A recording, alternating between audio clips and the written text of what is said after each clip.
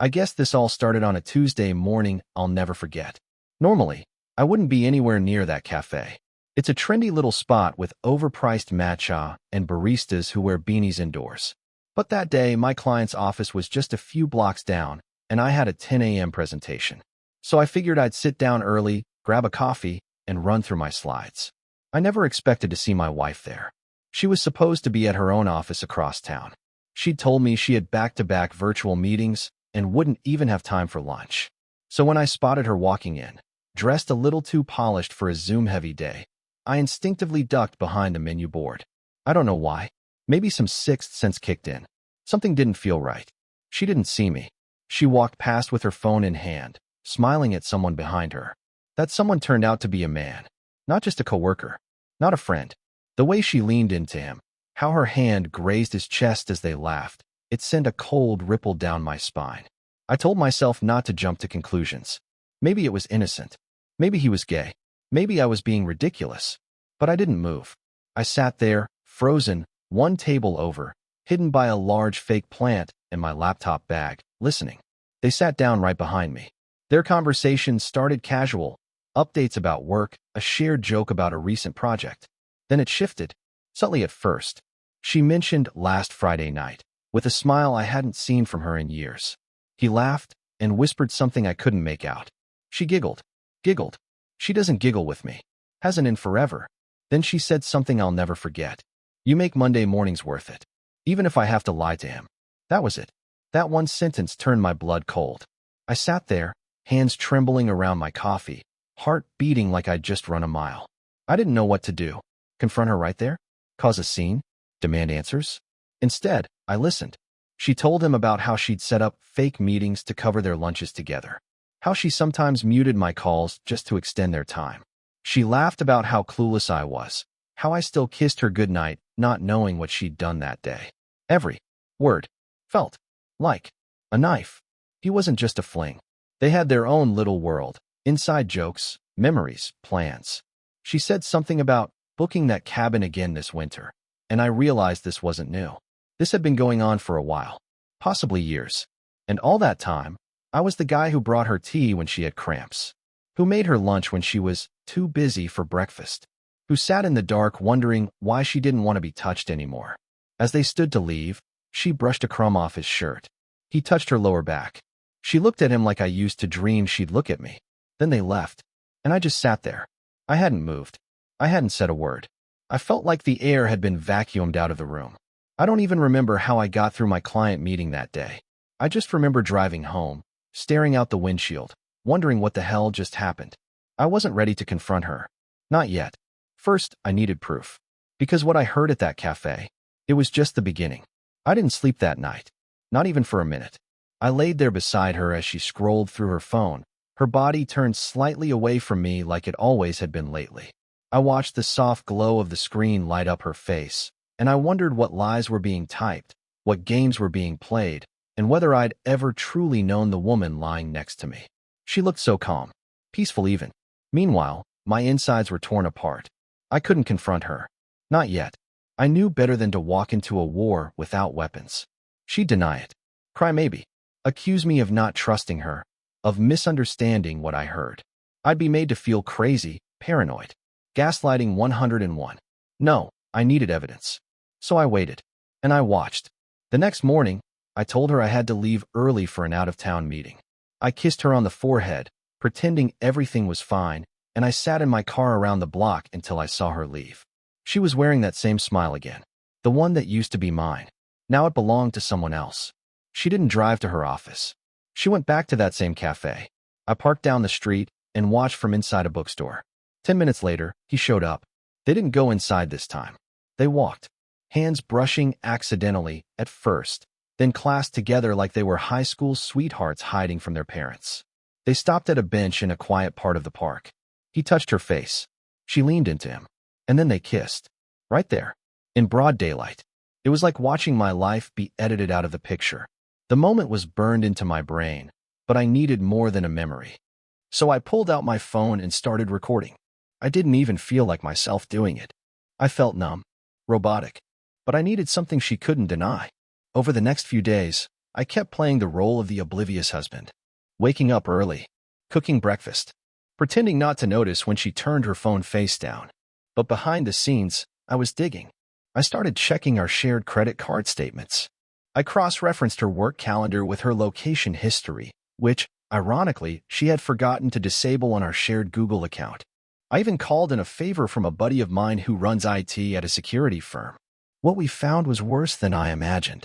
There were multiple hotel charges in the city under a different name. Restaurant reservations for 2 during times she claimed to be stuck in back-to-back Zoom calls. And one evening that broke me completely, a transaction for a jewelry store. I clicked on the receipt. It wasn't for me. It never had been. And just like that, I realized I was married to a stranger. But here's the twist. I didn't get angry. Not yet. Something inside me froze. I went quiet, calculating. Not because I wanted revenge, but because for the first time in my life, I was seeing everything clearly. She had built a new life inside our old one. She had carved out a secret world just beyond the reach of mine, and I had been sleepwalking through it, believing we were just in a rough patch. How many anniversaries had she spent thinking about someone else? How many nights had I laid beside her, not knowing she was still tasting the lips of another man? I wasn't sure what my endgame was yet, but I knew this. I had to see how deep this rabbit hole went before I said a single word to her. Because something told me the cafe meeting was just the surface. And whatever lay beneath it might change everything. By the 5th day, I had started mapping her patterns like a detective. Every lie had a rhythm. Every team meeting, late call, and girls' night fit into a sequence. And once I stopped listening to her words and started watching her behavior, it all clicked into place. She had a second life, all right. And that life had rules. Rule number 1. Never repeat the same lie too often. She rotated her stories just enough to avoid suspicion. Sometimes it was a client dinner, other times a company happy hour, or a wellness seminar her boss insisted on. At first, it worked. I didn't question much. I trusted her. Stupidly. Blindly. But now? Now I was noting it all down like a court record. Rule number 2. Avoid leaving physical traces. She used cash whenever she could. I noticed the ATM withdrawals lined up with dates she claimed to be working late. Small, frequent amounts, not enough to be suspicious on their own, but together, they told a very different story. Rule number 3. Keep the husband just content enough. She'd offer small bursts of affection right before the guilt probably started eating at her. A kiss on the cheek. A random compliment. She even baked banana bread one evening, something she hadn't done in years. At the time I thought, maybe we're turning a corner. But now I know it was nothing more than guilt management. What disturbed me most was how normal she seemed. How practiced she was. It wasn't just a one-time lapse in judgment. It was sustained, deliberate deceit, executed with frightening precision. And the man she was doing this all for? I didn't know much about him yet. That changed when I followed her. One Thursday, she told me she had to stay late for a client dinner. Her voice was flat, too casual. It was the same tone she'd used the last time she lied. So I waited 30 minutes after she left and drove toward the office park she supposedly worked in. But instead of stopping there, she turned off into a residential area. She parked. He met her at the curb. They didn't speak, just embraced like they were each other's final piece of peace. Then they walked into the same townhouse like it was routine. I stayed parked across the street in my car, engine off, staring at the lit window on the second floor. Their shadows moved behind the curtains, laughing, talking, drinking wine. He leaned in. She touched his face, the same hand she used to touch mine. I sat there for 2 hours, and I realized this wasn't some fling or office fantasy. This was home for her now. I was the detour, the placeholder, the one she returned to for safety, money, and maybe reputation, but not love. And the part that made my stomach twist the most? She looked happy there, happier than she'd looked in our home in years. I drove home in silence. I didn't scream. I didn't cry.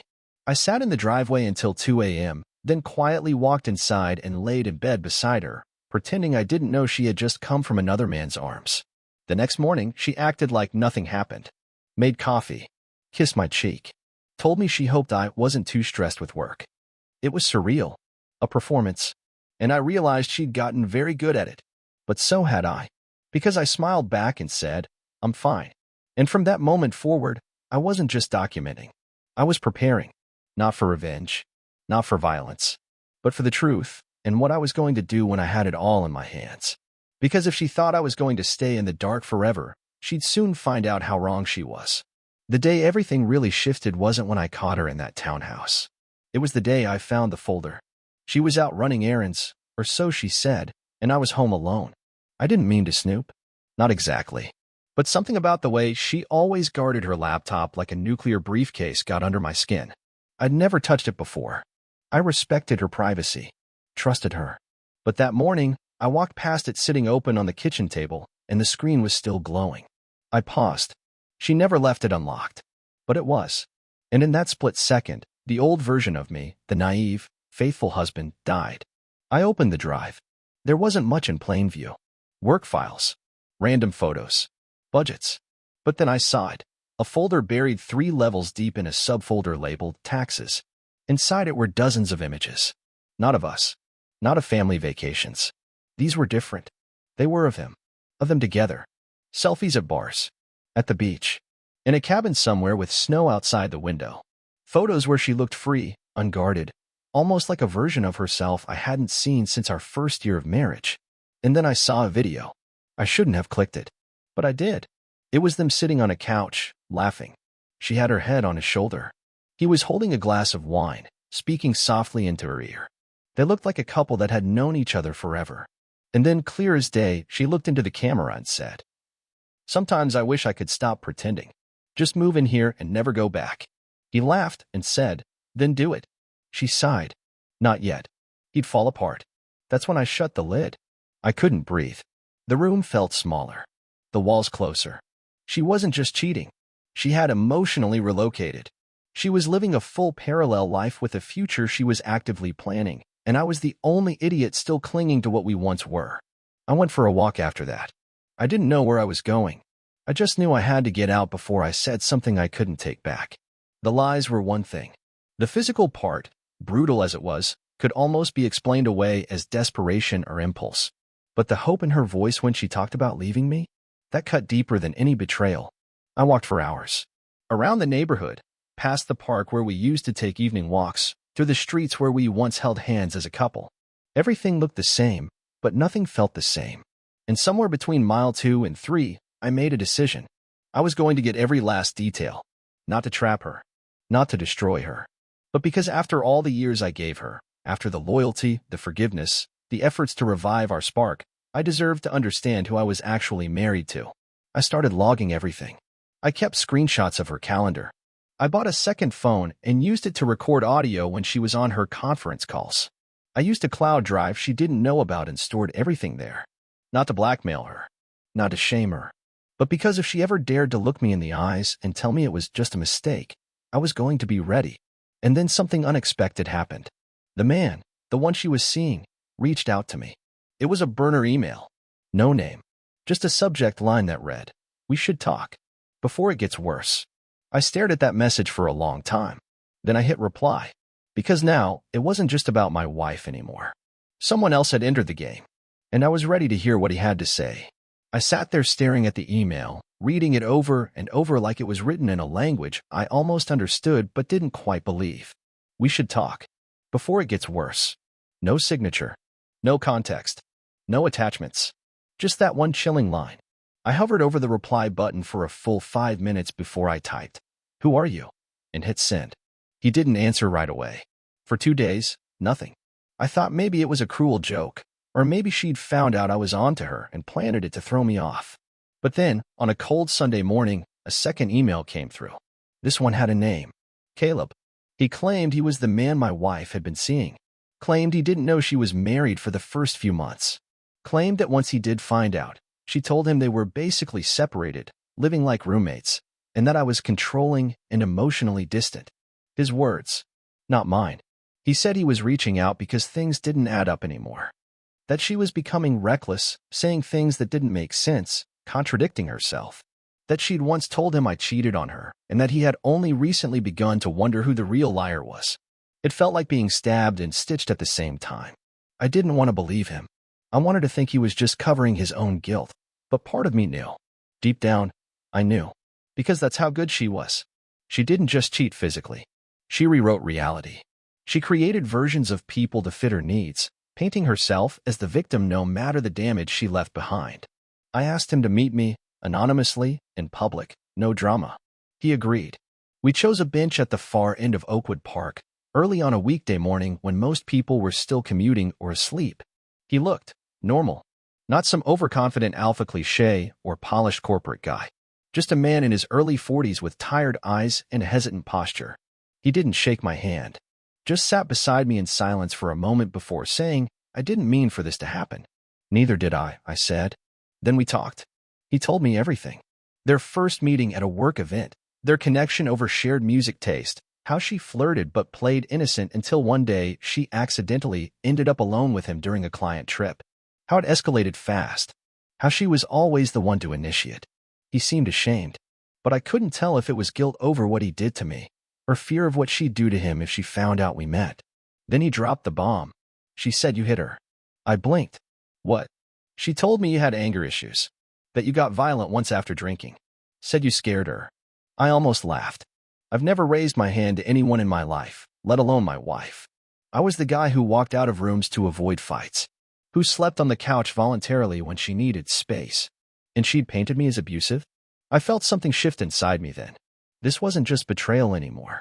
It was character assassination. She had taken everything I was, every part of me that tried to love her well, and twisted it into a weapon against me, also she could justify what she was doing behind my back. Caleb looked shaken too. That's when I started to feel sick about it. I realized she was lying to both of us. He said he'd ended it the week before. Told her he needed space. She'd flipped out. Got clingy.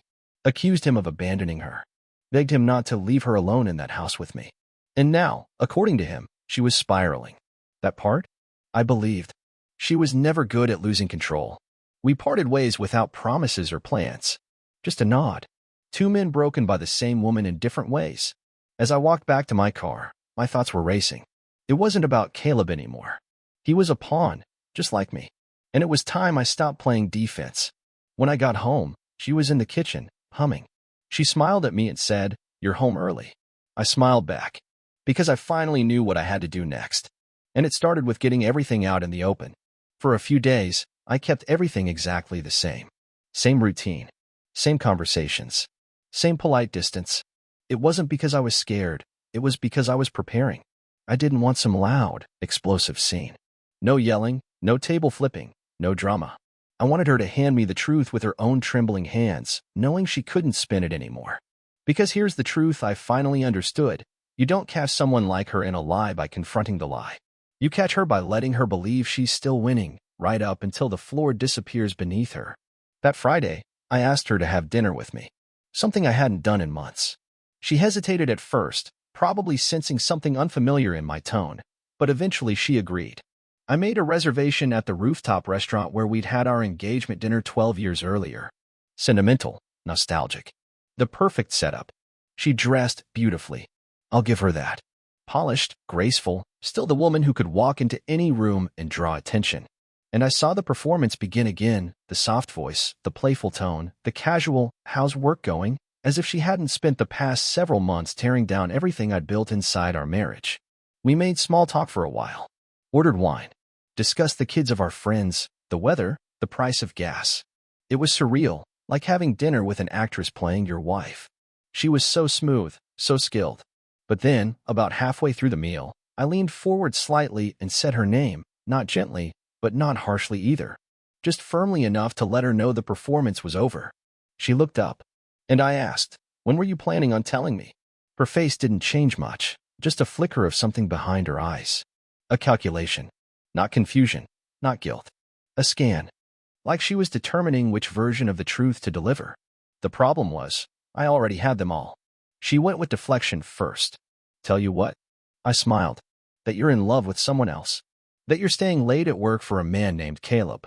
That you spent weekends at his townhouse and told him I was abusive." She blinked. Not in panic, but in stunned recognition. Like someone walking into what they thought was a quiet room only to realize it's been bugged the whole time. "I don't." "Who told you?" she started. "I heard you at the cafe. I followed you. I watched you walk into his arms like you were going home." I paused, letting it settle. I saw the photos. The folder you hid under taxes. The wine. The cabin. All of it. Her jaw tightened. She wasn't used to being caught with her guard down. For years, she'd had the advantage, the mystery, the story, the sympathy. Now, she had nothing. She tried a soft voice again. It wasn't like that. You don't understand. I didn't plan. You didn't plan to get caught, I said. But you planned everything else. Every lie. Every cover story. Every time you turned your phone over and told me you were tired. She looked down then, and for a moment, I wondered if she'd cry. But instead, she straightened her back, looked me dead in the eyes, and said, "So what now?" Not sorry. Not even an apology. Just, "So what now?" That told me everything I needed to know. "I just wanted to hear you say it," I said quietly. "But I can see that's never going to happen." She crossed her arms. "I didn't ask for this dinner. If you wanted to humiliate me." "This isn't about humiliation," I cut in. "This is about closure." And with that, I stood up. I placed a small envelope on the table in front of her. Inside were printed screenshots, emails, locations, all neatly organized, not for court, but for clarity. I told her I'd be leaving for a while. No shouting, no fighting, no threats, just space. She didn't try to stop me. Not when I walked out. Not when I got into my car. Not when I drove away from that rooftop in the ashes of the man I used to be. I went to stay at my brother's house that night. I didn't cry. I didn't punch a wall. I just sat on his back porch with a blanket around my shoulders, staring at the trees swaying in the cold wind. And for the first time in months, I felt still. But I knew this wasn't over. Not even close. Because 3 days later, I got a phone call from Caleb. And what he told me next would blow the entire story wide open. It was early afternoon, and I was still staying at my brother's place, half living out of a duffel bag, half lost in a fog of disbelief. I'd spent the morning staring at legal websites, wondering if I wanted a lawyer or just a clean exit. Then my phone buzzed. It was Caleb. I hadn't spoken to him since the park. I thought maybe we were done, two unwilling soldiers who had walked off the battlefield and gone our separate ways. But I answered anyway. His voice was sharp, urgent. "You need to come see something," he said. I hesitated. I wasn't sure if I wanted to get dragged back into more of her mess, but he said something that changed my mind. "She lied to me about who you are, but she also lied to you about who I am. I think you need to know the full truth. About both of us." An hour later, we met at a quiet co-working office he rented part-time. I followed him up a stairwell, through a hallway of glass-walled rooms, until we stepped into a small conference space with blinds drawn. He had a laptop set up, and when he opened it, I immediately recognized the file structure, identical to the one I'd found on her personal device. But this wasn't her laptop. It was his. "She gave me access to her shared cloud for work projects," he said, but I don't think she realized how sloppy she'd gotten. Some of the folders weren't just business. She left traces. Personal ones. He clicked on a folder titled Fall Presentation Edits. But instead of spreadsheets, there were PDFs of scanned letters, some typed, others handwritten, some addressed to him, others never sent. One stood out. It was titled, "In Case He Finds Out." She'd written it months ago. A letter to me. Or maybe a future version of me. A last-ditch effort to control the narrative if I ever discovered the truth.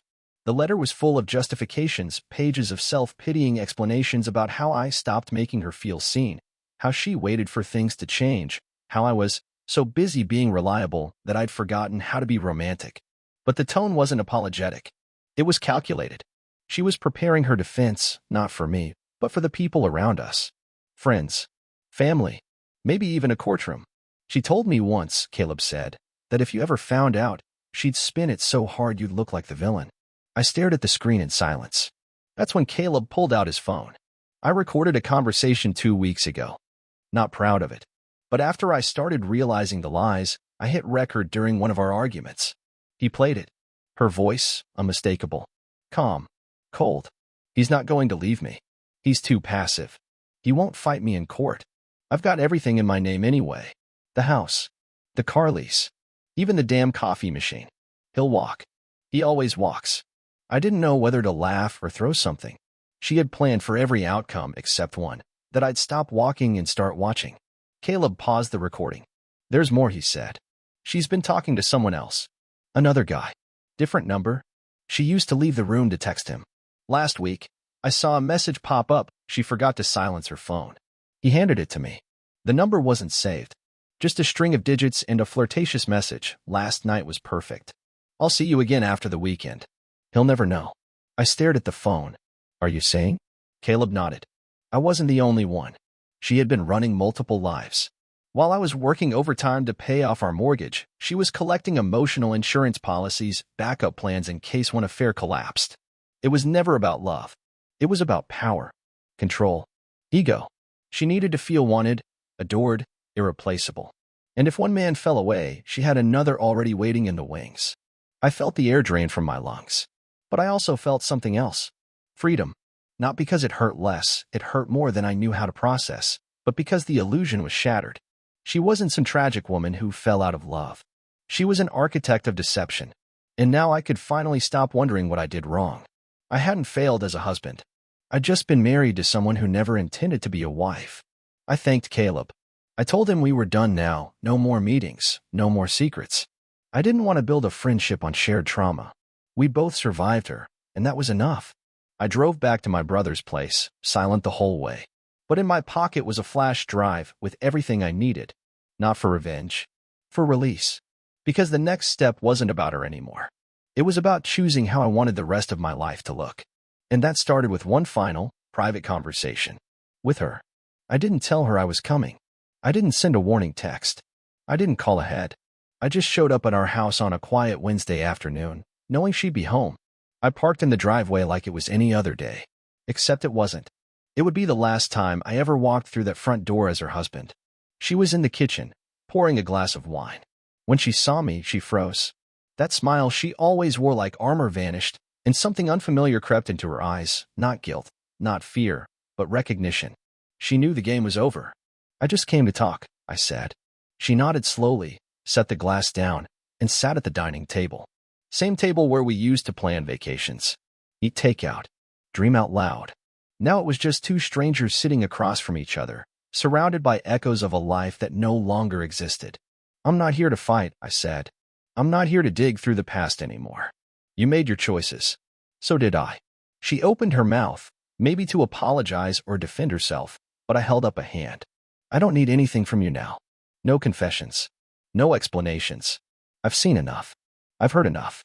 I know who you are and who I've become because of all this. She looked away, silent.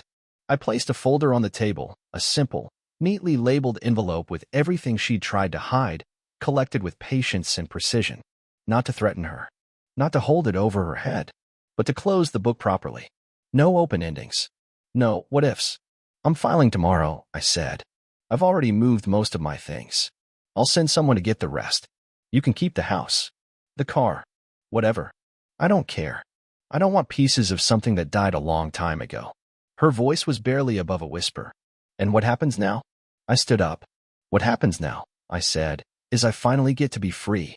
And I meant it. No bitterness. No hatred. Just peace. Because the truth is, the most powerful thing I ever did in this entire story wasn't catching her or proving her wrong. It was choosing not to let her damage become mine. It was choosing to walk away with my head high and my future intact. It was remembering that I still had the power to rebuild. She didn't follow me out. She didn't beg. She just sat there, alone with her wine and her choices. I stepped outside into the cool evening air, and for the first time in months, I breathed. Not shallow, not tight-chested, but deeply, fully. The kind of breath you take when something heavy finally leaves your shoulders. In the months that followed, I focused on me. I reconnected with old friends. I traveled. I took up photography, something I hadn't touched since college. I even started journaling again, writing down not what had been done to me, but what I wanted now. What mattered to me. And somewhere in that quiet rebuilding, I met someone new. Not a rebound. Not a fix. Just someone who looked me in the eye and listened. Someone honest. Real. And for now, that's enough. Because I've learned something I wish I'd known years ago.